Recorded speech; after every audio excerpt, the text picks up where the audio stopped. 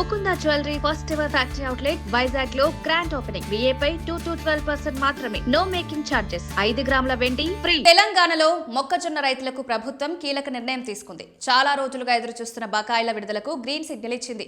ఈ మేరకు రైతులకు చెల్లింపు చేయడానికి ప్రభుత్వం నిధుల విడుదలకు ఉత్తర్వులు జారీ చేసింది. రానున్న 2-3 రోజుల్లో అర్హులైన రైతులకు బ్యాంకు ఖాతాల్లో ఈ డబ్బు జమ కానున్నాయి. మొక్కజొన్న రైతులకు చెల్లించేందుకు ప్రభుత్వం మార్క్ ఫెడ్ 171 కోట్లు విడుదల చేసింది. ఈ నిధులను మార్క్ ఫెడ్ ద్వారా నేరుగా రైతుల బ్యాంకు ఖాతాలో జమ చేయనున్నారు. వానాకాలం పంట సీజన్లో మార్క్ ఫెడ్ మొత్తం 3.77 లక్షల టన్నుల మొక్కజొన్న రైతుల నుంచి సేకరించింది. ఈ పంటను సుమారు 78,500 మంది రైతులు విక్రయించారు.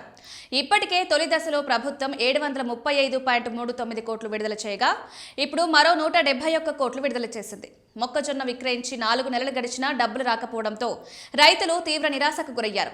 యాసంగి పంటకు పెట్టుబడులు పెట్టడానికి డబ్బులు లేక ఇబ్బంది పడుతున్నారు. డబ్బు అందకపోవడంతో పలువురు రైతులు అధికార కార్యాలయాలు, ప్రజాప్రతినిధుల వద్దకు వెళ్లి తమ సమస్యలను తెలియజేశారు. కానీ ఈసారి ఆలస్యం కావడంతో రైతులు ఆందోళన వ్యక్తం చేస్తున్నారు. ఈ బకాయిల అంశం రాజకీయంగా కూడా చర్చకు దారితీసింది. రైతుల నుంచి ఒత్తిడి పెరగడంతో ప్రభుత్వం చివరికి నిధులు విడుదల చేయాలని నిర్ణయించింది. ఇప్పుడు ఉత్తర్వులు జారీ కావడంతో రానున్న రోజుల్లో రైతుల ఖాతాల్లో డబ్బులు జమ కానున్నాయి.